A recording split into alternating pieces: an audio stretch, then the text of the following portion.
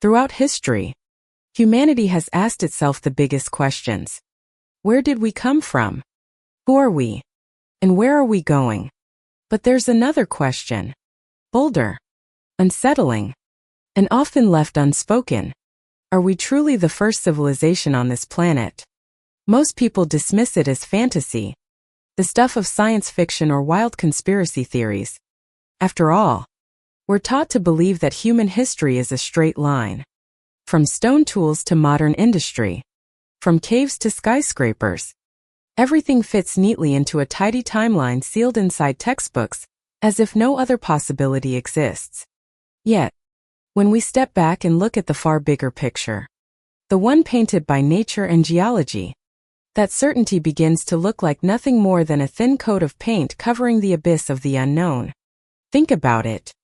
Earth has been around for more than 4.5 billion years. In that time, mountains have risen and crumbled, oceans have opened and closed, and millions of species have appeared and vanished. Human history, the part with writing, cities, and monuments, barely stretches back 5,000 years. On the scale of geologic time, that's a single blink. If Earth's history were compressed into one single day, everything we call civilization would appear in only the last few seconds before midnight. In that light, our existence is no more than a flicker, a fragile spark that could easily be swept away and forgotten. And so, the haunting question arises. In all those billions of years, could it really be that civilization happened only once? Is it possible that long before us, millions of years before us, there was another civilization, one that flourished, then vanished, leaving the planet empty once more, so that we could believe we were the first? Answers exist. They won't be found in dusty chronicles, but buried deep in the earth itself. Yet the earth is a merciless keeper. Rock bends and folds, rivers carve and erode, continents drift. Every structure, no matter how grand, eventually gets crushed, buried, or recycled into something new. If a city of glass and steel had stood here 10 million years ago, today not a trace would remain. It would be erased as though it never existed. That's the paradox. The same vastness of time that allows civilizations to rise also ensures that their evidence can vanish without a whisper. We live in an age that worships data and evidence. But evidence survives only if it is lucky enough to withstand geology's relentless destruction. Which means absence of evidence is not the same thing as evidence of absence. Tonight, let us open our minds to a possibility that has long been cast aside. That history may not have begun where we think it did. That behind the curtain of what we call known may lie an entire world lost to memory. And even if no other civilization came before us, the question still matters. It reminds us that Earth has never been designed for humans alone. Our civilization is just one fragile experiment in an endless chain of experiments this planet has run across the ages. It forces us to see ourselves differently, not as absolute masters, but as temporary tenants in an indifferent universe on a world that has reinvented itself countless times. And maybe, just maybe, that sense of humility is what could save us before Earth once again wipes the slate clean and begins all over again. There's a concept in science called deep time. It's an abyss of time so vast that the human mind can barely grasp it. We're used to short scales. A day, a year, a lifetime. Even dynasties and empires lasting centuries feel long to us. But against the backdrop of the universe, all those numbers are nothing more than dust in the wind. Earth formed over 4.5 billion years ago. In that span, life has flourished and vanished countless times. Just within the Phanerozoic Eon, the last 540 million years, there have been at least 5 mass extinctions, each wiping out the majority of life that once ruled the planet. Modern humans, Homo sapiens, have been here for less than 300,000 years. And the part of our story we can actually read, the era of writing and recorded history, takes up less than 1% of the planet's lifespan. If Earth's history were written as a 1,000-page book, humanity would appear only in the final lines. To feel just how small that really is, picture a giant clock. Midnight. Earth is born out of cosmic dust. By 400 a.m., the first cells emerge. By 8 p.m., multicellular life spreads. And not until 11:58 and 43 seconds does modern humanity arrive. All of recorded history, from Egypt and Sumer to Greece and today's skyscrapers, fits within just a few seconds before the clock strikes midnight. Placed in that perspective, we're forced to face a chilling thought. If an industrial civilization had existed before us, it could have lived and died millions or even tens of millions of years ago. What are the chances we'd ever find a trace of it? Geology doesn't keep everything. Layers of Earth are torn apart by tectonic shifts, ground to dust by glaciers or swallowed by oceans. A massive city that stood 5 million years ago might now be nothing more than sandstone or buried miles beneath the surface where no human hand will ever reach. And if such a civilization had only flickered briefly, lasting thousands or even tens of thousands of years, then in the ocean of deep time, it would register as no more than a heartbeat before vanishing. We like to think that greatness endures, but geology teaches us a harsher truth. Time doesn't care about greatness or scale. It crushes metal, erases inscriptions, melts mountains themselves. It reduces everything to anonymous sediment until the original picture is gone forever. Even fossils, the greatest records of ancient life, represent only the tiniest fraction of all the creatures that once lived. So, how can we be so sure that we were the only ones to ever reach this level of industry? If the past is an ocean, then what we know is no more than seashells collected on the shore. Our entire story of history rests on scattered fragments while the vast deep still lies hidden in darkness. Here, deep time is not just a scientific idea. It's a lesson in humility. It reminds us that our existence is not the pinnacle, but just a thin slice in an endless current. And in that thin slice, it's entirely possible we were not the first to ignite the flame of civilization. Human history survives through memory and writing. But memory is fragile and writing lasts only as long as someone is there to protect it. We often forget that every civilization stands on an extremely delicate foundation: collective memory. And memory, if it isn't constantly nourished, fades faster than we like to imagine. Look at the civilizations that once burned bright only to vanish. The Maya, with their pyramids and intricate glyphs, fell into darkness within just a few centuries after their collapse. The Hittites, once rivals of Egypt, once rulers of Anatolia, disappeared so completely from human memory that for over 2,000 years, the world forgot they had ever existed until archaeology brought their ruins back into the light. Even Roman concrete, a technology far ahead of its time, was lost for centuries before being rediscovered. This shows us something sobering. Without a written thread to carry it forward, a civilization can be nearly forgotten in just a few generations. Children grow up never hearing the old stories. Manuscripts rot away in archives before they can be copied. Temples collapse. Forests reclaim stone. And before long, what was once common knowledge lingers only as a vague legend. Or worse, vanishes entirely. We've already seen this kind of forgetting happen within just a few thousand years. So what would remain if millions of years passed? A language, the most delicate product of the mind, disappears the moment no one speaks it. A library, the concentrated soul of knowledge, can vanish overnight in a fire. And a civilization, no matter how grand, will be erased if there's no unbroken chain of tradition to carry it forward. The painful question then is this: could there have been memories like these? Entire traditions severed and lost long before our civilization stepped onto the stage. So, all that remains of them would be faint ripples in myth. And indeed, such ripples echo across the world. Tales of a lost golden age. of a great flood of giants or gods who once walked the earth. These repeating motifs appear in Greece and India, in the Americas and Polynesia, as though they were fragments of some shattered memory. Broken but not entirely gone. Perhaps they are the last driftwood pieces of an ancient past carried into our collective imagination.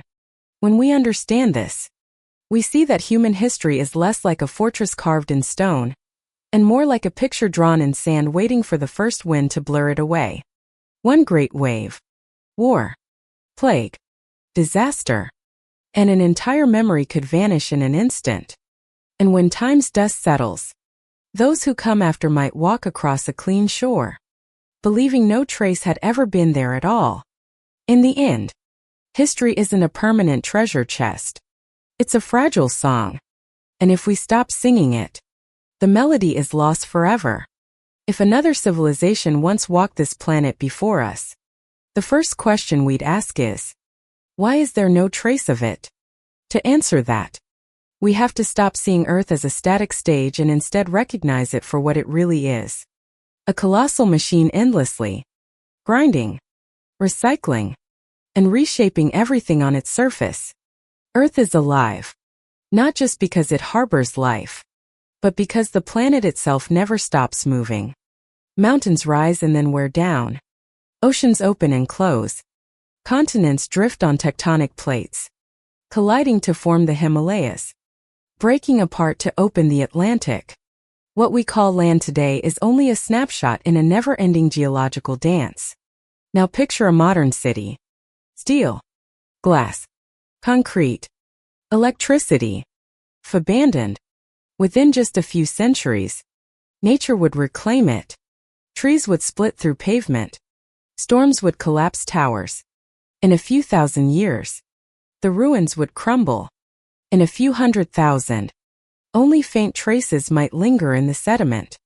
And after millions of years, tectonic cycles would bury that layer deep, grind it into stone, or melt it into magma. On the scale of geology, a few million years is nothing more than a blink, which means even an industrial civilization lasting 10,000 years, twice as long as our entire written history, would vanish completely within a million or two. Metals would rust and dissolve. Plastics would decompose or be buried beyond recognition. Skyscrapers would collapse, weather away, and disappear like pebbles on a riverbank. This is why the geological record holds so little that looks like civilization. The layers we can actually study reach back only tens of millions of years. And most of those have already been reshaped by tectonics.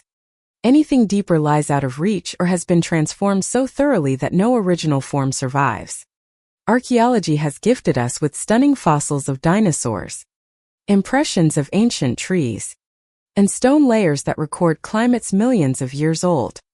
But all of these survived only because of incredibly rare conditions. Rapid burial, oxygen-poor environments, protection from disturbance. A civilization spread across the globe could never expect to be preserved wholesale under such lucky circumstances. Earth with its relentless movements is like a master artist, brilliant but merciless, to paint a new picture on its surface. It erases the old one. In this light, the disappearance of civilizations, Feni, came before us, is not mysterious at all. It's inevitable. So, when we fail to find evidence, it doesn't mean that evidence never existed. It means Earth has done its job well, hiding the past beneath rock layers, ocean floors, and continents long since set adrift. And here we face a chilling truth.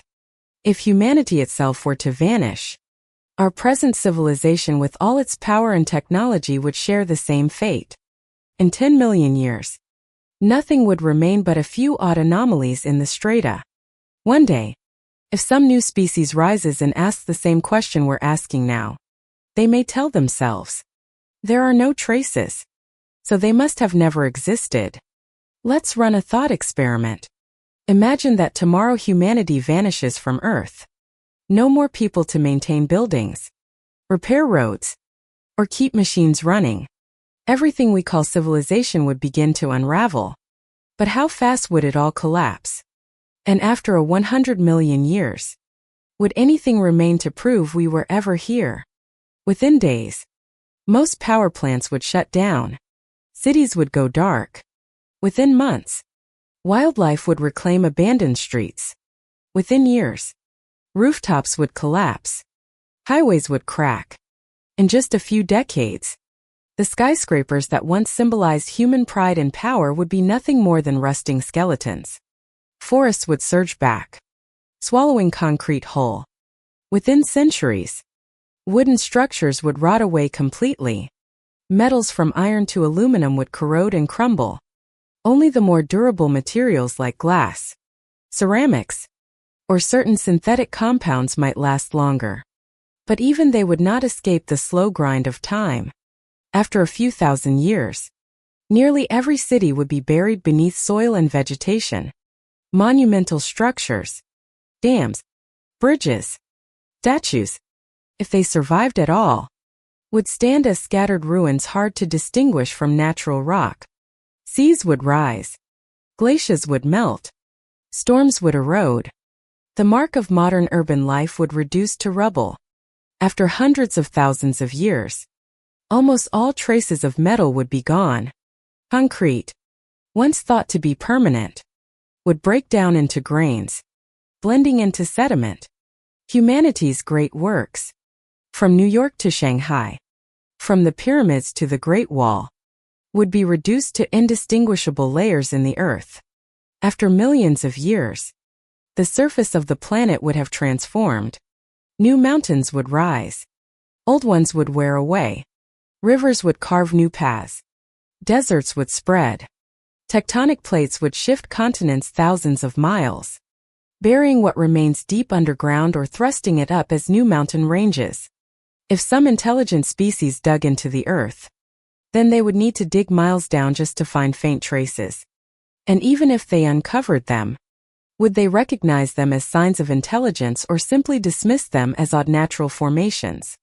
And then after 100 million years, Earth would be unrecognizable. Oceans might have opened or closed. Continents rearranged. What was once the heart of global civilization could now lie beneath the deep sea. All of humanity's buildings, machines, and achievements would be reduced to thin anomalies in the geologic record. A sudden spike in carbon, a fossilized layer of plastic, a few strange radioactive isotopes. That's all. No Eiffel Tower. No Statue of Liberty. No internet. No books. Nothing tough that faint scars beneath the surface. This thought experiment drives home a brutal truth. Even our global civilization has no chance of lasting in the abyss of deep time. We will be wiped from Earth's surface just as millions of species before us were erased. And if some other intelligence rises later, they will face the same question we are asking now. Was there ever a civilization before us? That question will echo forever because Earth doesn't write history in words. It writes in stone, in fossils, in faint traces almost too subtle for the eye to catch. Everything else is just an illusion of permanence we project onto ourselves. When humans dig into the earth in search of the past, we often imagine we're flipping through a giant book with each rock layer a page in history. But in truth, that book is riddled with holes, missing chapters, and overwritten passages. The geological record is not a perfect archive. It's a broken one full of gaps. An archaeological black hole where most of Earth's history has vanished forever. Consider the fossil record. Across billions of years, only the tiniest fraction of life has ever been fossilized. Most organisms, once dead, simply decay, are eaten, or decompose without leaving a trace. To become a fossil requires extraordinary luck, rapid burial, low oxygen, stable conditions for millions of years. Out of the countless species that once lived, we know only a sliver. If life itself is so fragile in the record, then civilizations built from materials far more perishable stand even less chance of being preserved. The strata are like a canvas scraped clean over and over with only a few streaks of paint left behind. Ancient layers are recycled by tectonic forces melted into magma, or buried deep beneath the sea. The deeper we dig, the more silence we encounter. Whole spans of tens of millions of years of geological blank pages, as if someone tore chapters straight from the book. This creates a troubling paradox. We believe we understand the distant past. Yet in reality, we are reconstructing a story from fragments. Like trying to rewrite a 1,000-page novel from a handful of surviving sentences. Anything that didn't fossilize, anything that wasn't preserved by sheer chance has been erased completely from Earth's memory. Think about layers older than 100 million years. In many places, they are warped, fragmented, or buried so deep we may never reach them. Which means if an industrial civilization once existed in that window, the odds of us finding its traces are vanishingly small. Entire cities, roads, machines, all could have been crushed, melted, or remade into anonymous stone. That's why the silence of the archaeological record doesn't prove anything. It doesn't prove no civilization ever came before us. It only proves that Earth is very good at hiding its past. In the immensity of deep time, that silence echoes like a warning.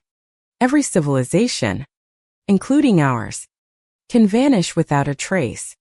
When we stare into this archaeological black hole, we aren't just asking whether someone came before us. We're also forced to confront our own future. If humanity disappears one day, will the next pages of Earth's book record anything of us at all?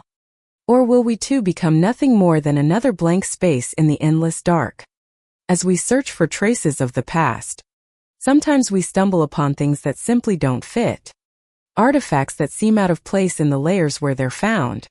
Researchers call them ooparts. Out-of-place artifacts. They are the strain notes in archaeology's grand symphony. The oddities that make us wonder. Is history more complicated than we've been taught? Some ooparts can be explained away by coincidence or misinterpretation. But others linger in the gray zones of science. Take the Klerksdorp spheres from South Africa. Small metallic balls. Some with parallel grooves etched into their surface. Discovered in rock layers said to be billions of years old. Mainstream science attributes them to natural geological processes. Yet to many they look eerily like crafted object. Then there's the Baghdad battery. A small ceramic jar with a copper core. Possibly used as a primitive electrical cell more than 2,000 years ago. Long before electricity was supposedly discovered. Or the Pyrie race map drawn in the 16th century, which astonishingly depicts the coast of Antarctica in detail centuries before the continent was officially explored. Individually, such artifacts might be nothing more than curiosities. But when viewed together, they begin to suggest a haunting possibility that human history is not a straight line, but a spiral where knowledge is found, lost, and rediscovered. Each time a civilization falls, most of its legacy vanishes, leaving only scattered fragments puzzling and controversial. Of course, scientists remain cautious. Most ooparts are explained in more grounded ways. Geological quirks, errors in dating, or the embellishments of human imagination. Yet, even when explained, their value remains. They remind us of how little we truly know. History is not a finished painting. It's a patchwork quilt riddled with holes, sometimes covered only by guesses. These strange objects fuel myths of lost civilizations. They may not serve as direct proof, but they are sparks. Sparks that ignite imagination. And sometimes imagination is what drives us to ask the daring questions. So what if one day beneath ancient stone, we uncover a rusted screw tens of millions of years old, or a shard of fossilized plastic from the age of dinosaurs? Would we have the courage to accept that we were not the first civilization? Or would we invent another explanation simply to avoid facing that truth? In the end, ooparts are not just artifacts. They are mirrors reflecting the limits of our knowledge. And in their very strangeness, they may be the strongest evidence of all that the world is far larger and far stranger than we can imagine. When we imagine an industrial civilization, We picture machines of steel concrete towers reinforced with iron and networks of copper wires carrying electricity. If a society like that ever existed before us, surely it would have known and mastered metals. And yet the paradox is this. Metals, the very symbol of technology, are among the most fragile things in their dialogue with time. Iron, the material of knives, swords, railroads, and skyscrapers, is also the metal most vulnerable to rust. In damp conditions, just a few decades can reduce massive blocks of iron to reddish dust.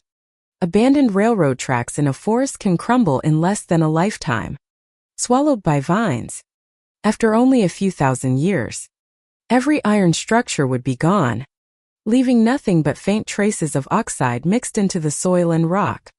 Copper, the metal of wires, statues, and tools, lasts longer than iron, but is far from eternal.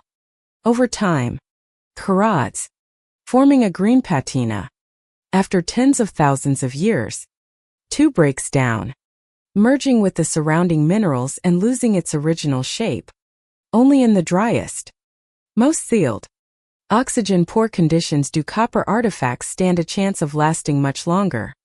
And those are rare exceptions, not the rule for an entire civilization's legacy. Gold and silver precious metals are far more durable. But even if they remain, would a few scattered fragments of gold really prove the existence of an industry?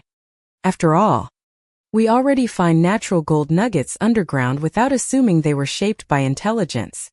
A lost civilization leaving behind only a sprinkling of gold would hardly be enough to count as evidence. Even concrete, one of modernity's proudest achievements, will not last forever. It cracks under ice and heat, breaks apart under the pressure of roots. After tens of thousands of years, a concrete city would be nothing more than rubble. After millions, all of it would be absorbed into sediment, becoming part of the geology, indistinguishable from natural stone. This leads to an unsettling truth. If an industrial civilization had existed millions of years ago, the metallic traces of its presence might already be gone. The best we could hope to find would be chemical anomalies. A sudden layer of radioactive isotopes, an unusual spike in carbon, or microscopic metal particles scattered through strata. But even if we uncovered such anomalies, would we dare to say this is the fingerprint of a lost civilization? Or would we retreat to safer ground, attributing everything to natural processes because that feels more comfortable to our view of history? Seen in this light, we understand why even the ancient civilizations we do know, Sumer, Egypt, Rome, left behind so little. What we possess today is not the norm. It is the exception. The rare fragments lucky enough to survive. We're looking at a thin sliver of the past and mistaking it for the whole picture. And if we ourselves were to vanish, our steel skyscrapers, concrete highways, and copper grids would share the same fate. Give it a few million years, and they too would disappear, erased, as though they had never been.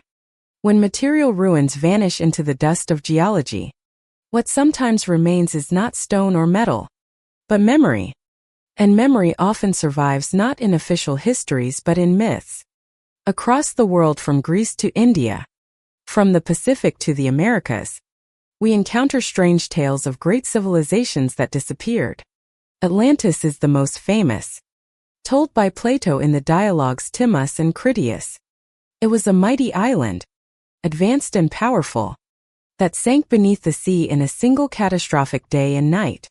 For many, Atlantis is nothing more than allegory, a political metaphor, a parable about arrogance. Yet across thousands of years, it has lived on as a collective memory, a whisper that perhaps a world before ours once existed. It leaves us haunted with the question, could entire civilizations vanish, leaving behind nothing but legend?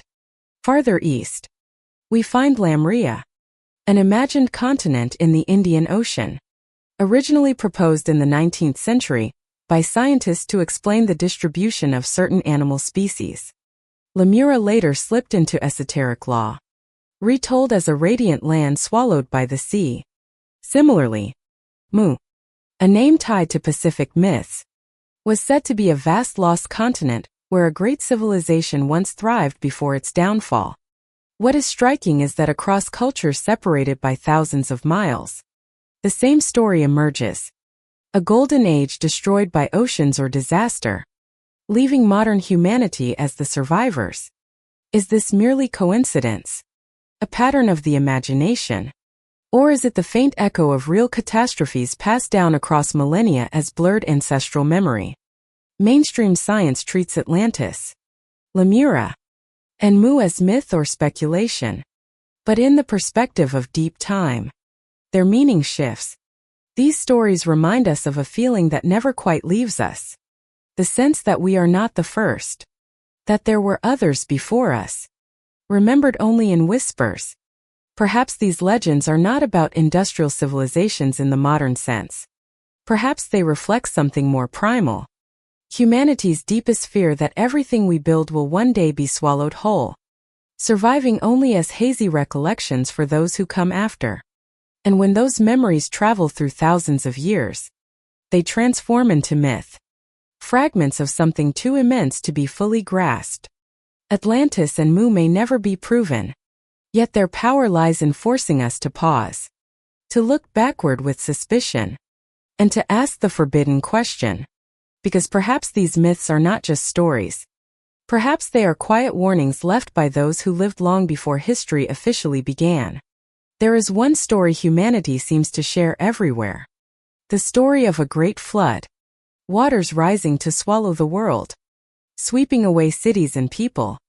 Leaving only a handful of survivors. What's strange is how universal this tale is. It isn't just the Bible's account of Noah's Ark. It appears in Sumerian legends in India, in China, and even among indigenous peoples of the Americas and the Pacific. In the Epic of Gilgamesh, written thousands of years before the Bible, a man named Utnapishtim is warned by the gods of a devastating flood. He builds a great boat, carries his family and animals aboard, and releases a bird after the waters recede. Details almost identical to the Noah story. In India, the legend tells of the god Vishnu appearing as a fish to warn Manu of an oncoming flood, prompting him to build a vessel to survive. In Greece, the myth of Deucalion and Pyrrha describes a deluge that wipes out nearly all humankind, leaving only 2 people to repopulate the earth. Even far-off tribes in the Americas share similar accounts. The Maya spoke of earlier worlds destroyed by floods. The Hopi told of human ages, each ending in catastrophe, one of them a flood. Polynesian peoples living on scattered islands in the vast Pacific passed down stories of tsunamis swallowing entire lands. The question is, why does the same motif appear everywhere across cultures separated by thousands of miles and thousands of years with no direct connection? Perhaps it's simply a universal image. Water gives life, but it also destroys. So maybe it was natural for ancient people to imagine a flood sweeping everything away. But perhaps, just perhaps, these stories are not inventions, but echoes. A collective memory of something real. Science has revealed evidence that at the end of the Ice Age, around 11,000 to 12,000 years ago, sea levels rose abruptly as the glaciers melted. Low-lying coastal regions home to countless human communities were swallowed by the ocean. Marine geology shows the rapid disappearance of vast land masses like Dogland, once a bridge connecting Britain to continental Europe, now lying beneath the North Sea. If we had been there to witness it, the memory would surely have been seared into us, passed down through generations until it became myth. A tale of a flood that destroyed the whole world. But there's an even bolder possibility that the flood myths don't just reflect the chaos of the post-Ice Age seas, but faintly preserve the memory of lost prehistoric civilizations washed away.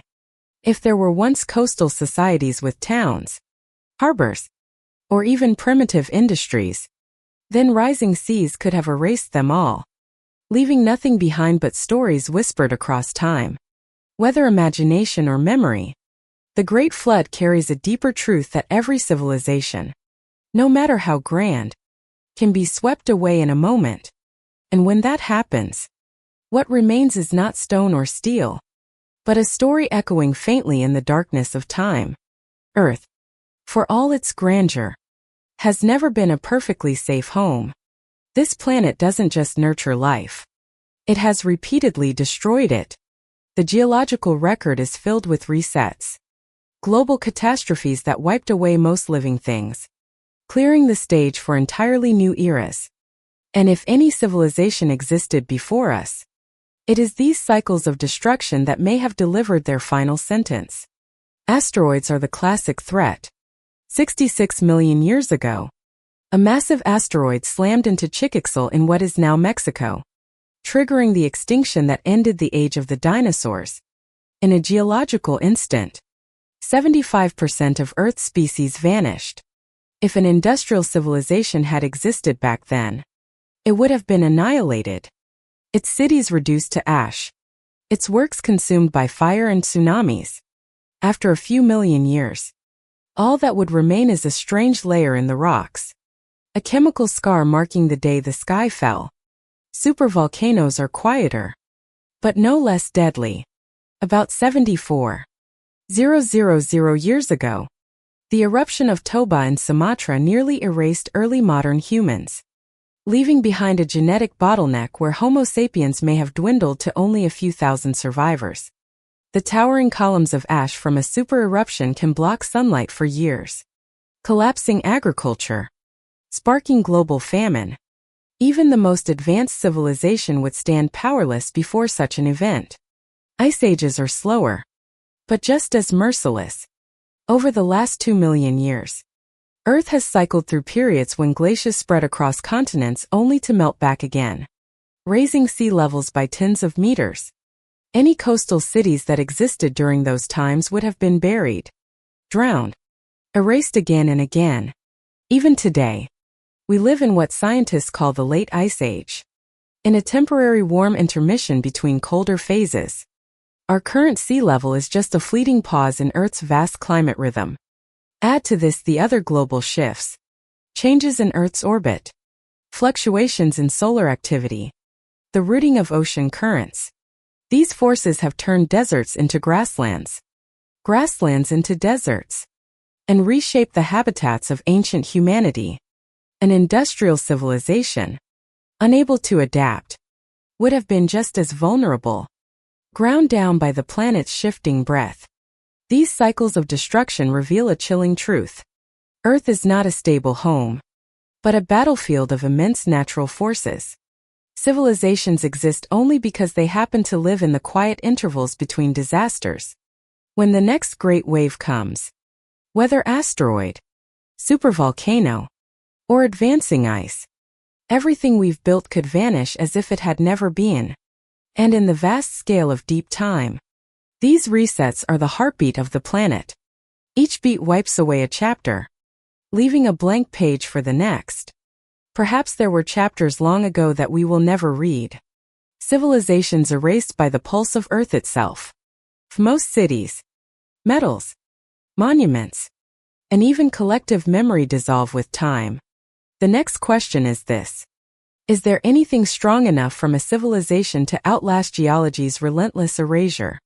Could there be a kind of signature still etched in the earth tens or even hundreds of millions of years later, silently testifying that an industrial society once existed here? The answer may lie not in architecture or artifacts, but in geology and chemistry. Rocks, rivers, and mountains are recycled, but global chemical shifts can linger in the strata. Just as we know about the Chicxulub asteroid impact 66 million years ago. Not because we found the asteroid itself, but because of a thin layer rich in iridium and unmistakable chemical fingerprint. Modern civilization too is leaving its own signals. Greenhouse gases are the most obvious. The CO2 and CH4 we release into the atmosphere are partly absorbed by the oceans and will eventually settle into sediments. Millions of years from now, a geologist could drill into the rock and find an anomaly. A sudden spike in carbon concentration marking our age. There are also radioactive signatures. Nuclear weapons tests of the 20th century left behind rare isotopes like plutonium-244 and cesium-137, elements that don't naturally occur in significant quantities, though many will decay over time. Some artificial isotopes or their byproducts could still leave indirect evidence, clues for a far future scientist to uncover. Plastic is another candidate.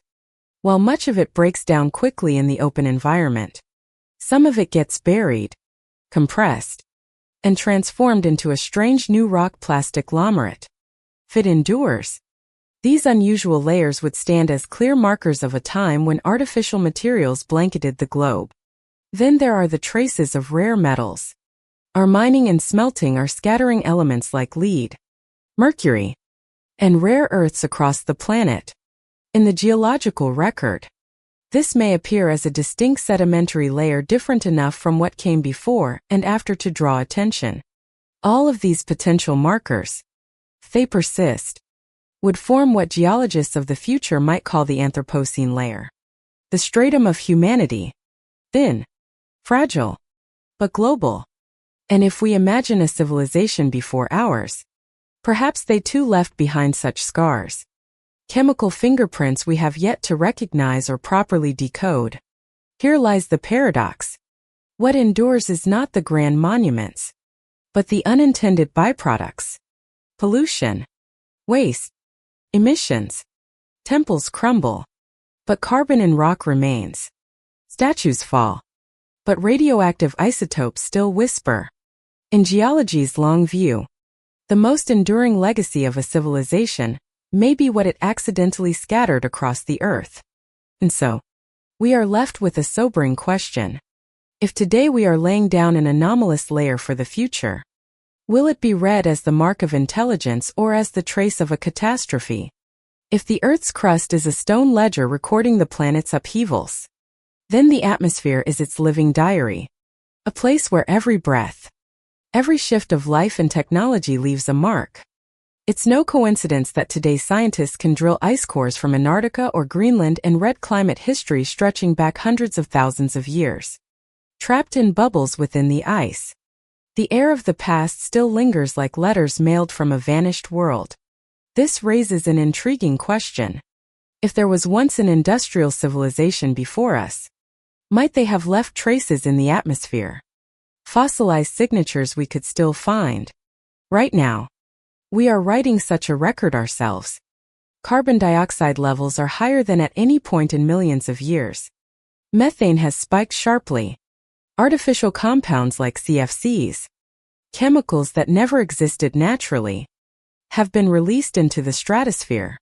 If another civilization once walked this earth, perhaps they too left similar signs. Atmospheric anomalies too unnatural to be explained by volcanoes or climate shifts alone. But how could such fragile signals survive for millions of years? Not in the air itself, but in sediments. Greenhouse gases dissolve into seawater where they precipitate as carbonates stored in limestone and ocean mud. Industrial dust settles, gets buried, and becomes a chemical signature within the strata. Just as we recognize the Chicxulub asteroid impact not by the asteroid, but by a thin iridium-rich layer, so too could future scientists discover our carbon layer. More telling still, some isotopes we create endure for staggering spans of time. Carbon-14 decays over 5,700 years. Uranium-235 can persist for hundreds of millions. If any prior civilization had harnessed nuclear power or produced industrial emissions at scale, in theory, unusual isotope ratios might still be detectable even tens of millions of years later. This leaves us with a chilling vision the atmosphere does not forget. Even if we vanish completely, what we exhale into it today will remain etched into stone. A message for future eyes to decipher. And conversely, if someone came before us, their faint atmospheric fingerprints may still be lying dormant in the rocks, waiting for us to recognize them. The tragedy is this. When a civilization disappears, what lasts is not its poetry, its art, or its philosophy, but its pollution. Its final signature in the atmospheric record may be nothing more than a cold chemical anomaly. And if we do not change course, that too may be our legacy. A suicide note written in toxic air, sealed in stone, waiting to be opened by beings who will never even know the word human. If rock and ice are the books that record the upheavals of the planet, then DNA is the diary of life itself. Within every cell, the double helix stores not only the instructions to build a body, but also faint shadows of the crises our ancestors endured. Sometimes the history written in genes is older and more haunting than any chronicle humans have ever inscribed. In our genome lie scars, switches turned on or off, variations that could only have emerged when humanity passed through periods of great trial. Geneticists have found evidence of a bottleneck some 70 to 80,000 years ago when the population of Homo sapiens may have fallen to only a few thousand individuals. The likely cause was the eruption of the Toba supervolcano, which triggered a global climate catastrophe. We have no written records of that event. Yet DNA still carries the memory as if whispering that humanity once came dangerously close to extinction. In other species, the pattern is even clearer. Plants and animals reveal synchronized drops in genetic diversity at the same climatic turning points. It's as though nature itself keeps a diary in genes recounting waves of extinction, migrations, and collapses. This leads to a provocative thought. If there was ever a civilization before us, could their legacy still echo in DNA? Not through their own bodies, but through the disasters they unleashed upon the living world.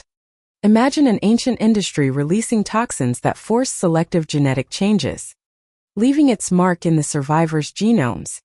Or a nuclear cataclysm whose radiation imprinted distinctive mutations across generations. Of course, this remains speculation. Modern science has only skimmed the surface of the genetic iceberg. Yet, the fact that DNA can preserve the tremors of past cataclysms is chilling. It turns the entire biosphere into a living archive. Each species a book written in the language of evolution. And as with rock and atmosphere, what lingers in DNA is rarely beauty. It is wounds, extinctions, crises, disasters. All leave scars. In a sense, our very existence today is living proof that our ancestors survived horrors so immense that their memory is still embedded in our blood. If humanity were to vanish, might the DNA of the survivors tell our story, too, as a genetic scar? Perhaps one day, millions of years from now, a new intelligence could read strange anomalies in the code of life and wonder. Was there once a civilization here? Erased in disaster, leaving behind only its shadow in the flesh of the living. We often tell the story of our evolution as if it were a straight line from primitive apes through slow, steady progress, finally arriving at Homo sapiens, modern humans. But as archaeology and genetics peel back the layers of time, the picture grows far more complex. It turns out we were never the inevitable end of a single path. We are simply the last survivors of a tangled forest of branches, most of which have withered away. As recently as tens of thousands of years ago, Earth was home to many kinds of humans. Homo neanderthalensis lived in Europe and Western Asia. Homo floresiensis, the tiny hobbit, thrived on the island of Flores. Homo naledi left its traces in South Africa. The mysterious Denisovans are known only from fragments of DNA, and there may have been others unnamed, still hiding in the gaps of the fossil record. For a brief moment on the timescale of evolution, the planet was a stage where multiple human species shared the spotlight. So why are we the only ones left? Was it superior intelligence, flexible cooperation, or just luck in surviving catastrophe? And the deeper, more unsettling question, could there once have been another branch? Another species of human with the intelligence to build an industrial civilization only to vanish before we arrived? If Homo sapiens could leap from stone tools to spacecraft in less than a few hundred, 000 years, why is it unthinkable that another cousin in another ice age could have traveled a similar arc? We know so little about the branches that perished. Fossils are scarce. Often just a fragment of bone, a tooth, a trace of DNA clinging to ancient soil. Between those empty spaces may lie entire stories we have never heard. Mainstream science rejects the possibility of a lost industrial lineage, since no solid material evidence has surfaced. But as we've seen, geology erases mercilessly and the fossil record is full of holes. The fact that we haven't found something does not prove it never existed. A few million years are all it would take for every city, every tool, even the bones themselves to dissolve and disappear. Which leaves us with a humbling truth. Modern humans are not the destined pinnacle of evolution. We are merely the survivors of countless saves and brutal tests. The fact that we endure is not proof of absolute superiority. It is proof of chance of being the ones lucky enough to make it this far. And if intelligent life is not the monopoly of Homo sapiens, then who are we to declare with certainty that no other mind shaped differently, embodied differently, ever touched the threshold of civilization in ages we can no longer remember? We, with all our pride in technology, may simply be the most recent experiment of nature. And like those before us, we too may vanish, leaving the planet open for the next heir to move beyond the simple question of was there or wasn't there. Let's step into a thought experiment. If an industrial civilization did exist before humanity, then who were they? And how might they have lived? They didn't have to look like us. They may not have been Homo sapiens at all, not even human as we define it. Perhaps they were a parallel hominin branch, another species that reached dexterity and intelligence. Or maybe they were something else entirely unrelated to us. A different experiment in complexity. Cross 4.5 billion years. Earth has tested countless forms of life, from towering reptiles to tiny mammals. Why should intelligence have bloomed only once? They could have thrived in some ancient era of mild climate on continents arranged nothing like today's. Their technology might have been radically different. Not electricity, but biony. Not metals, but organic compounds too fragile to survive deep time. And like us, if they passed through their own industrial age, they may have faced the same dilemmas. Overusing resources, poisoning their environment, waging conflicts, enduring nature's disasters.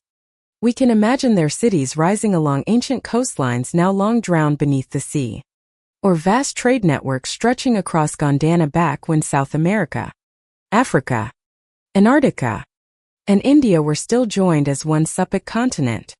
If they lived tens of millions of years ago, their traces would now be crushed, melted, or buried so deep that no archaeologist could ever reach them.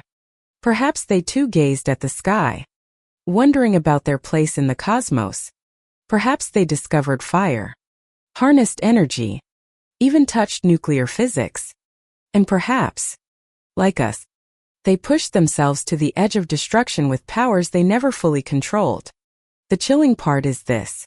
We will never know for certain. But simply asking the question changes how we see ourselves. Because if there truly were those who came before and they vanished, then our own civilization is no triumphant destiny. It is a fragile mirror reflecting the risk of the same fate. Maybe picturing them is less important than the lesson the idea carries. It reminds us that civilization is not a guarantee, but a fleeting spark. It can flare and fade. Just another of nature's countless experiments. And if there ever was a civilization before us, their total disappearance is the starkest warning we could ever receive. There is no promise that we either will be remembered. Language is the fragile bridge between past and present. It carries memory, experience, knowledge, belief. Yet, because it is so fragile, it is also one of the easiest things to lose. Just a few generations of silence are enough for a language to vanish. And when it does, an entire worldview, a system of knowledge, a symbolic universe dies with it. We often take pride in writing, characters carved into stone, manuscripts inked onto paper, data stored on servers. But think about this. Paper burns in an instant. Ink fades within centuries. Servers, no matter how advanced, last only decades without maintenance. Even stone inscriptions given enough rain and time erode into blank surfaces. After tens of thousands of years, nearly all texts, all works, all libraries would be gone. If an industrial civilization once existed before us, then their language, no matter how rich, has dissolved completely. No writing, no archives, no libraries remain. Perhaps only fragments survived in oral memory, drifting into myth, stories of lost ages, great floods, or gods who brought knowledge from afar. And the same holds true for us. If our civilization collapsed, our poems, philosophies, novels, even our scientific treatises, all would scatter into dust. After thousands of years, a few stone carvings might survive, but their words would be meaningless to those who followed. After millions of years, even those stones would be crushed back into the earth. The haunting question then is this: when language disappears, what is left to tell our story? The answer is brutally cold. Nothing but lifeless traces. A layer of carbon. A radioactive anomaly. A fragment of fossilized plastic. Everything we call civilization, knowledge, culture, spirit rests upon language. And when language is gone, that civilization is truly dead. Even if a few scattered artifacts remain. This is the deepest tragedy. What is most fragile is also most precious. Language is the breath of intelligence. But breath disappears into air. No machine of geology can preserve a voice, a melody, the meaning of a sentence. Perhaps the only thing that survives is the question itself. Because each time we retell myths, each time we notice strange anomalies in stone, it is doubt. Was there someone before us that keeps memory alive? In searching for them, we unknowingly maintain a collective memory uncertain but enough to awaken humility. If a civilization before us did vanish, then their language has fallen silent forever. But maybe that silence is the message that no story, no song, no empire is guaranteed to endure. Before we even imagine civilizations that might have existed before humanity, we can look at the record of our own history. There we see brilliant, creative, and powerful societies that rose high only to collapse, leaving behind ruined temples, faded inscriptions, and questions that will never be fully answered. Human history is not a straight line. It is a spiral of ascent, peak, and decline. And that spiral is a warning. No matter how dazzling, civilization has never been eternal. Sumer, often called the cradle of civilization, once filled Mesopotamia with the first writing system. The bustling cities of Uruk and clay tablets recording trade, laws, and poetry. They invented the wheel, irrigation, and some of the earliest forms of governance. Yet after just a few millennia, Sumer collapsed. Floods, soil salinization from over-irrigation, endless wars, all converged to erase a society that had given humanity some of its most enduring pillars. The Maya in Central America tell a similar story. They built majestic cities like Tikal, Palenque and Chichen Itza, stone pyramids rising above the jungle canopy. Their calendar was precise, their astronomy sophisticated, their rituals and art profound. But within a few centuries between 801 000 CE, most of their cities were abandoned. The likely culprits: prolonged droughts, internal wars, and exhausted resources. By the time the Spanish arrived, the Maya civilization was only a shadow of itself, its temples swallowed by the forest. The Khmer Empire in Southeast Asia, centered at Angkor, was one of the great societies of the medieval world.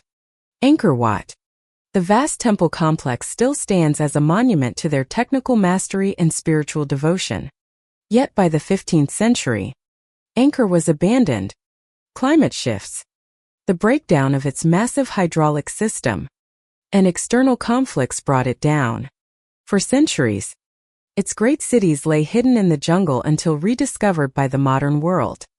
These examples, though only thousands of years old, reveal the fragility of civilization. If empires that once ruled millions, commanded advanced techniques, and raised monumental works could collapse and nearly vanish from memory, then imagine what forgetting looks like after millions of years. The truth is stark. Civilization is not linear. It is cyclical. It blooms, peaks, and withers. With each collapse, much of its knowledge and memory are lost. We today build on scattered fragments left by earlier cycles. And sometimes we deceive ourselves into thinking we are the first. If even civilizations within our grasp of history have been largely forgotten, then the idea of a pre-human civilization is not as far-fetched as it seems. The distance between we know they existed and we no longer remember anything is razor-thin. And time always erases that line. Perhaps history has already written the warning for us. Every light, no matter how radiant, will eventually fade. And unless we learn humility, we may follow the same path as Suma, as Maya, as Camera, with one difference. When we vanish, there may be no one left to remember at all. One of the strangest features of humanity is this. Communities separated by thousands of miles with no direct contact tell stories that sound almost identical. From Greece to India, from the Hopi of North America to the Polynesians scattered across the Pacific, we find repeating motifs.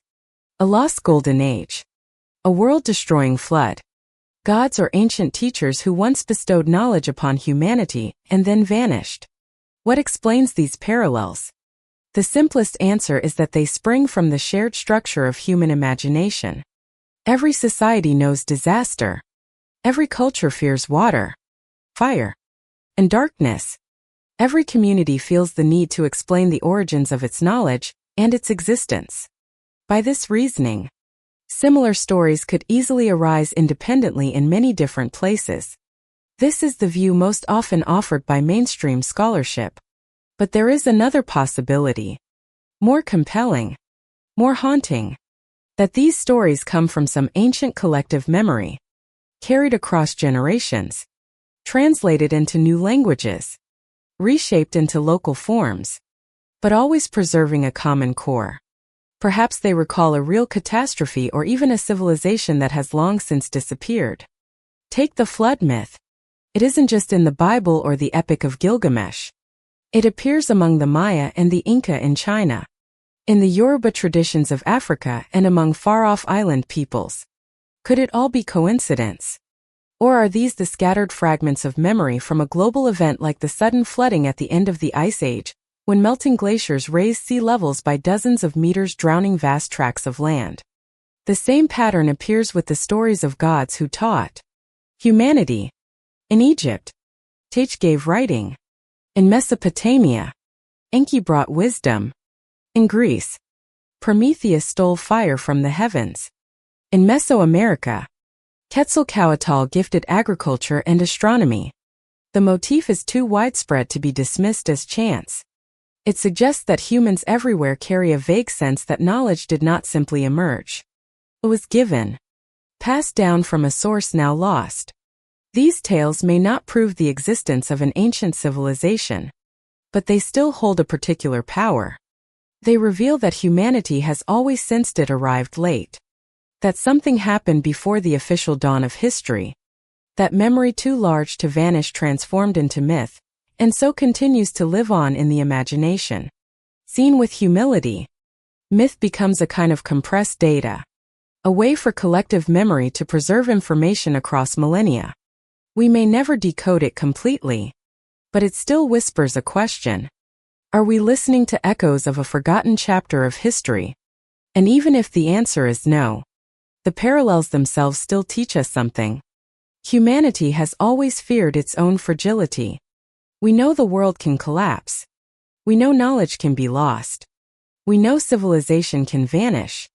That is why the same stories are told again and again to remind us of a truth we would rather ignore. Nothing guarantees that tomorrow will look anything like today. If we see Earth not as a static home, but as a vast laboratory, pattern emerges. Every era is an experiment. each testing a different model of life. In those experiments, some succeed, some fail, some run for hundreds of millions of years, others flare briefly and vanish forever. During the Devonian period, 400 million years ago, the oceans were the laboratory. Life exploded with ancient fish, bones, and jaws appeared, opening the way for creatures the world had never seen before. But then a mass extinction swept most of them away, clearing space for the better adapted.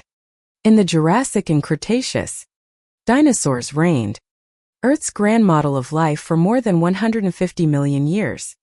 They became the planet's masters, reaching colossal sizes, diversifying into countless forms, seemingly unshakable.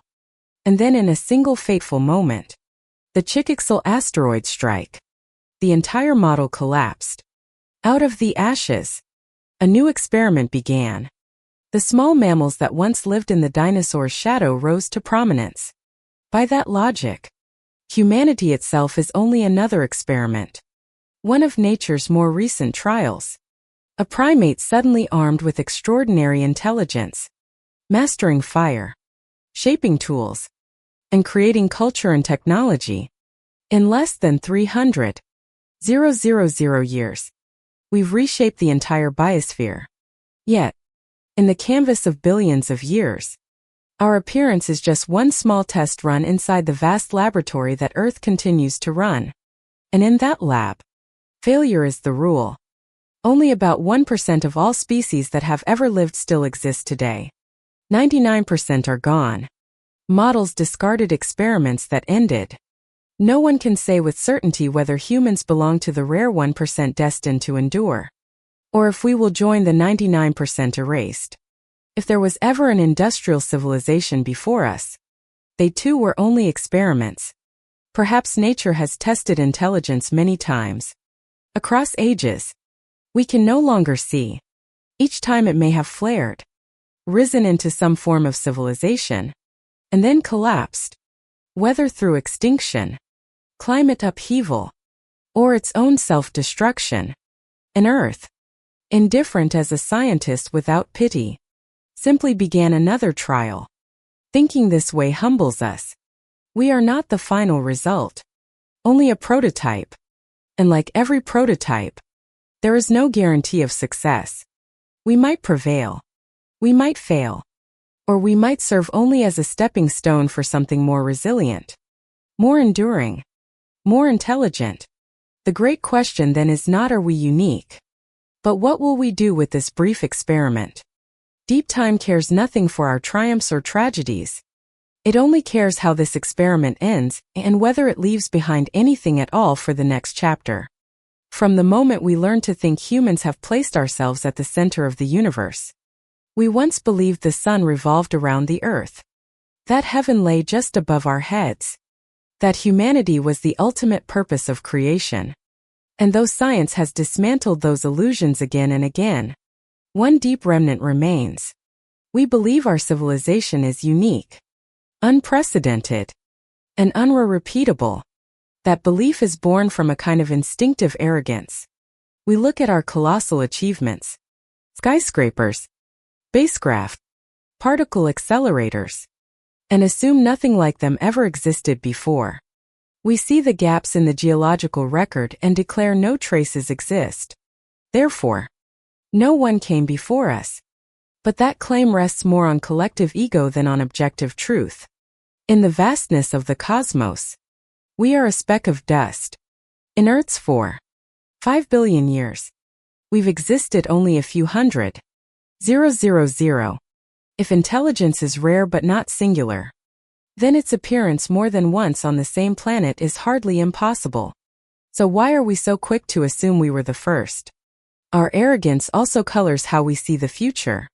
Many believe modern civilization is unassailable, that science and technology will shield us from every disaster. Yet history has proven the opposite. Every civilization thought itself eternal until the moment it fell. Sumer, Rome, the Maya. Each believed its light would never fade. Time and nature proved otherwise. The more troubling truth is that arrogance does not just blind us. It deafens us to warnings. As climate shifts, forests fall, wars escalate, and destructive technologies spread, we still cling to the belief that our intellect will solve everything. But perhaps it is that very belief, the refusal to acknowledge limits, that sows the seeds of collapse. Civilizations don't crumble for lack of power. They collapse because they trusted their power too much. If there was once an industrial civilization before us, perhaps they too fell into this trap. Convinced they were special, the pinnacle, destined to endure forever. And perhaps it was in that moment that nature through catastrophe or cycle delivered the lesson they failed to learn. That humility is the first requirement for survival. Our arrogance in this sense is the most fragile mirror of all. It reflects that we are threatened not only by asteroids, volcanoes or ice ages but by ourselves. If we cannot learn humility from the fires already extinguished before us, then we may become just another of them. One more flame that flared and died, leaving Earth to turn the page to a new chapter without the name human. History is not just memory. It is a mirror. And when we look into that mirror, what stares back at us is not always a flattering reflection, but a warning. Every civilization that came before us, from Sumer to the Maya, from the Camari to Rome, left behind the same message. Nothing lasts forever. These societies once believed their light would never fade. The Romans built roads across Europe, confident in Roma, eternal Rome. Yet within a few centuries, the empire collapsed. Its cities were plundered, its mighty monuments reduced to ruins. The Maya, with their sophisticated astronomy and towering pyramids, must have imagined their cities would stand for millennia. Instead, the jungle reclaimed them, leaving behind only silent stone. The Cham built Angkor as the heart of a vast empire only to abandon it, surrendering their temples to the creeping vines of time. What's striking is that collapse rarely comes from a single blow. More often it is the slow accumulation of cracks. Resources running dry, climates shifting, wars breaking out, plagues spreading, ambitions outpacing the means to sustain them. And then suddenly the whole system gives way so quickly that those living through it may not even realize they are witnessing the end. That is the lesson history offers. Civilizations don't usually die in storms. They die of erosion worn down from within. No empire ever believed it would fall until it already had. Arrogance, the belief in uniqueness, is often the very blindness that keeps people from seeing the warnings gathering all around them. If there was once an industrial civilization before us, perhaps they too walked this path. Perhaps they overexploited, pushed their ecosystems past the breaking point, trusted too much in their technology to solve the crisis they had unleashed. And then in a geological instant, their flame went out. Looking at the past, it's impossible not to see ourselves in its reflection. We too live in a globalized system, fragile in its interconnections, straining the earth for every resource, heating the climate, threatening the environment that sustains us. The difference now is scale. Our civilization is larger, its impact global, which means if collapse comes, it will not be local, but planetary. History whispers a simple truth. Every civilization believed it was special and everyone was wrong. If we are wise enough to listen, we may find in the past not just the stories of fallen empires, but the reminder of where our own road may lead. The question then is not will our civilization collapse? The real question is will we be humble enough to change before it is too late, or will we become just another forgotten chapter in Earth's book? If one day humanity disappears, the question is, what will we leave behind in Earth's geological record? Not libraries, not museums, not songs or memories. Those will vanish quickly. What endures will be cold imprints. The fossilized scars of industrialization etched not in poetry, but in chemistry and stone. First, there is plastic. Since the mid-19th century, humanity has produced billions of tons of it, scattered across oceans, deserts, ice sheets, and even inside living creatures. While much of it will decay, some will be buried, compacted, and transformed into a new kind of rock. Plasticlomerate, a fusion of plastic, sand, coral, and shells, for millions of years to come. These strange formations may stand as unmistakable markers of the age of humans. Artificial fossils embedded in the crust. Then comes radiation. Nuclear weapons tests of the 20th century spread across the planet isotopes that nature rarely produces: plutonium-244, americium-241, cesium-137. Some of these have half-lives stretching tens of thousands, even hundreds of thousands of years, which means that millions of years from now, long after most of our legacy has crumbled, these nuclear anomalies will remain in the strata. A silent message that once there was a species who learned how to split the atom. And then there are greenhouse gases. In less than 2 centuries, we have pumped an immense volume of CO2 into the atmosphere, disrupting the global carbon cycle. Much of it is being absorbed into the oceans and will over time settle into limestone, seashells, and marine sediment. Millions of years from now, geologists could drill into rock and find a sharp abnormal spike in carbon, a geological fingerprint of our presence, a sudden Anthropocene anomaly. Other traces will endure as well. We are dispersing rare elements like lithium, neodymium, and cobalt, once locked in all bodies, now scattered worldwide. Synthetic compounds, pesticides, dioxins, PFAS, the so-called forever chemicals, will persist in soils and groundwater, fossilized as chemical scars of the industrial age. All of this paints a bitter paradox. What lasts longest of humanity may not be our greatest achievements, but our most toxic leftovers. If another civilization arises tens of millions of years from now and drills into these layers, they won't uncover Beethoven's music or Shakespeare's words. They will find plastic, radiation, carbon spikes, and industrial poisons. That will be our fossil will and testament.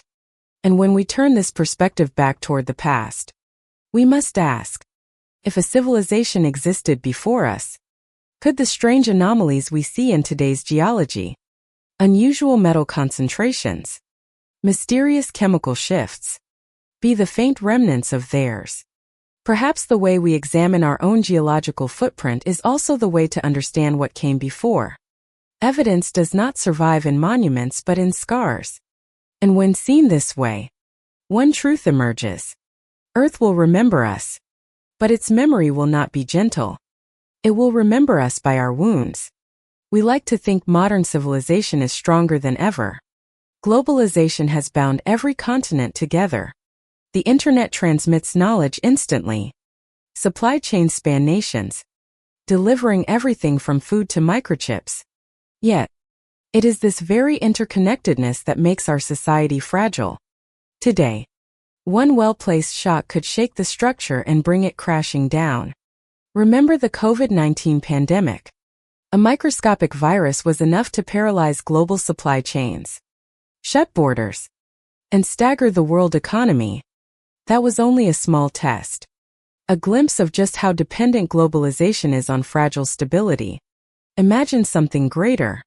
A deadlier pandemic. A regional nuclear conflict. A collapse of the global power grid.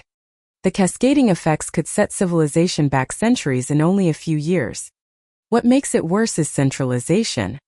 We depend on a handful of core technologies, a few production centers, a few transport arteries, semiconductors. The brains of modern infrastructure are produced in only a few factories. If those facilities were destroyed, global industry could freeze overnight. The same is true for grain, for oil, and gas. A natural disaster or conflict in those regions would not remain local. It would ripple across the entire planet. In this light, we are not so different from past empires. The mare depended on intricate irrigation systems. When drought struck, their cities fell. The Khmer built anchor on vast canals. When climate shifted, they could not maintain them. And us, we have placed everything on the bed of globalization. The only difference is scale. Larger, faster, and with consequences far more devastating. If a strong enough shock comes, modern cities could face prolonged blackouts. Supermarkets would empty within days. Transport would halt. Healthcare would collapse. Within months, nations could descend into chaos, and high-tech civilization would crumble into primitive survival systems. A global civilization could disappear not in centuries, but in 1 or 2 generations. And then our history would be buried. No different from the lost empires before us. After a few thousand years, if descendants remained, they might tell legends of a golden age when humans could fly, speak across vast distances, and harness energy from the atom. But those would be only stories with no proof left behind. This reveals a bitter truth. Our greatest strength is also our greatest weakness. We have built a world of unprecedented interdependence, and that makes our civilization a castle of sand. One great wave and all of it could collapse. If there was once a civilization before humanity, perhaps they too reached their own version of globalization, a level of connection they thought unbreakable. And when the shock came, they vanished, leaving the planet empty, waiting for another species to rise. When we thread together all the fragments, the short lifespan of cities, the mercilessness of geology, the recurring myths, the rise and fall of civilizations we already know, a picture begins to emerge. Perhaps civilization is not a straight march upward, but a wheel turning in cycles. Imagine this. Nature has tested intelligence many times. A species rises to greatness, builds tools, harnesses energy, organizes society, and then in some way through war, natural disaster, climate upheaval, or self-destruction, disappears. Earth wipes the slate clean. Then, millions of years later, another species emerges, starting again. Each turn leaves behind faint traces, myth, geological anomalies, but never enough to become undeniable proof. And so every new age believes it is the first. Sounds like a tragic loop. Yet in the scale of deep time, it is entirely plausible. If a civilization like ours could rise in just 300,000 years, a geological blink, then why wouldn't Earth, in its 4.5 billion years, have had many chances to repeat the experiment? Life itself has died out and returned again and again. Why should intelligence as a product of life appear only once? Ancient myths often spoke of repeating ages. The Greeks told of the ages of gold, silver, bronze, and iron, each decaying into the next until the cycle began anew. In India, the yugas span thousands of years, moving from purity to decline before rebirth. The Maya believed multiple worlds had existed before ours, each destroyed by catastrophe, only for a new one to rise. Are these moral allegories or are they echoes of real cycles of civilization? Memories of wheels that turned before us? So, then we today are simply living through another turn of that wheel. And the real question is not are we the first civilization, but can we break the cycle? We might learn from the failures that repeat endlessly. Arrogance, the illusion of immortality, the overuse of resources, the blindness to warnings. But is our intelligence enough to step off the wheel? Or will we spin it once more only to vanish and leave nature to try again? In this light, humanity's place becomes both humbling and chilling. We are neither the beginning nor the end. We are only a single turn of the wheel of time. A turn that might repeat or end forever if we collapse.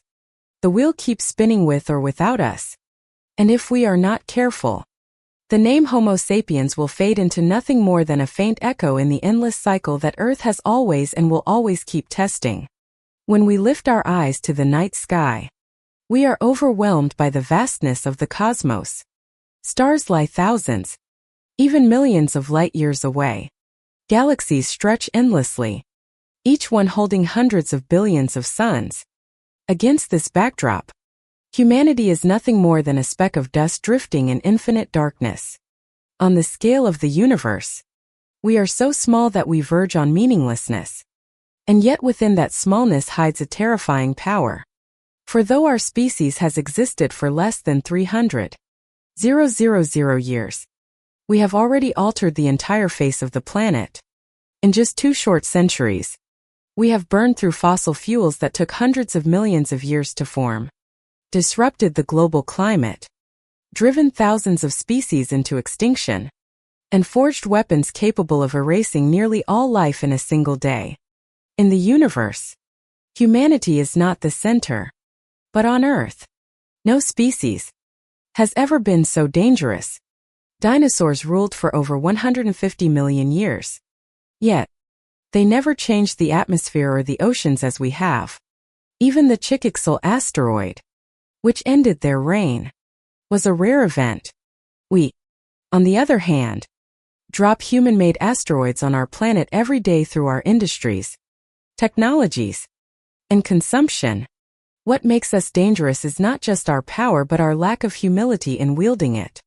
We believe we control nature when in truth we are destabilizing the delicate balance that sustains life. And if that balance breaks, we will be the first to fall. In the universe there may be countless planets with life. Perhaps somewhere out there other civilizations once reached this same dangerous threshold. Intelligent enough to build technology but not wise enough to survive it. Maybe that is why the night sky is silent. The Fermi paradox. If intelligence is common, why do we see no one else? The answer may be that most civilizations destroy themselves before they can leave lasting signals. If that is true, then our place in the cosmos becomes clear. We are small. We are dangerous. We are fragile. We are small compared to the infinite but dangerous to the very world that sustains us. We are fragile before the immensity of deep time. Yet we act as though immortal. Caught between these two extremes, the insignificance of the universe and the destructive potential of our own hands, we must confront a single great question. What will we choose to do with this fleeting moment? Will we remain arrogant and drive ourselves into extinction? Or will we learn humility and endure long enough to become the rare exception in nature's cycle? The universe does not need us. And it is precisely that fact that makes our choice more important than ever. Modern science with all its great discoveries has taught us a profound lesson. We are not the center of anything. Not the center of the Earth, as the Middle Ages once believed. Not the center of the solar system, as Copernicus proved. Not the center of the galaxy, and certainly not the center of the universe, and perhaps not even the center of life's story on this planet. This is the lesson of cosmological humility, a posture not only of science, but of spirit. It forces us to see ourselves as a fragile sliver within the vast wheel of deep time. Before us there may have been other flames. After us there will surely be life again in one form or another. We are not the beginning and we are unlikely to be the end. But humility does not exist to make us smaller in despair. On the contrary, it is an invitation to awaken. For once we see that we are not special, we begin to understand the value of the moment we do have. If civilization is only a flame in the wind, then its brief burning is the most precious thing of all. And we have a choice to let it fade into meaninglessness, or to let it shine brightly enough to send a message into the future. Carl Schwann once said that Earth is nothing more than a pale blue dot drifting in the cosmos. Yet it is that very smallness that makes it sacred. Every life, every civilization, every dream has unfolded on that. There is no other stage for us. If we do not cherish it, protect it and live humbly within it, no one else will. Placed against the backdrop of the hypothesis of pre-human civilizations, this humility becomes even more urgent. If others came before us, they are gone. No one remembers them. If their flames once burned, they are extinguished and only darkness remains. Faced with that possibility, we must ask, Will we follow them into oblivion, or will we dare to break the cycle this time to do it differently? Cosmological humility does not weaken us. It makes us stronger because it frees us from the illusion of supremacy and allows us to see that every action matters. We may be small, but in that very smallness, each decision echoes across time, not just for ourselves, but for the entire flow of life on this planet. And so instead of arrogantly believing we are the only ones, we should bow our heads and listen to the whispers of the strata, the myth, the cycles that have already turned. They are telling us, awaken or you too will become nothing more than another shadow in the endless book of the universe. As this journey comes to an end, we return to the first question. Are we truly the first civilization on Earth? The answer, as we have seen, cannot be certain. Geology is a machine that grinds evidence away. Time is a thief that erases memory. Humanity's collective remembrance is too fragile to preserve anything beyond a few thousand years. If there was an industrial civilization before us, it has vanished so completely that only shadows remain in myths and in faint chemical traces we may not yet recognize. But perhaps more important than the answer is the question itself, for it forces us to confront our own reflection and the fragility of what we are building. If cities can vanish in mere millennia, if knowledge can crumble within a few generations, if entire civilizations can be swallowed by climate shocks or natural disasters, then we are no different from the flames that once burned before us, brilliant but fleeting. And so the second question rises, more urgent than the first. Will we be wise enough not to become a myth ourselves? If we continue with arrogance, believing ourselves immortal, trusting technology alone to save us from the wounds we inflict, then we may follow the same path as civilizations before. Earth will once again wipe the slate clean. And millions of years from now, another species may stand, gaze into the silence of the strata and ask the same question we are asking tonight. But if we learn humility, if we understand that we are not the center, that life is precious but fragile, that intelligence must be paired with responsibility, then perhaps this time will be different. Perhaps we will not be just another turn of the wheel, but the beginning of a chapter that lasts longer, that endures. Darkness and light have always walked together. Darkness reminds us of forgetting, of extinction.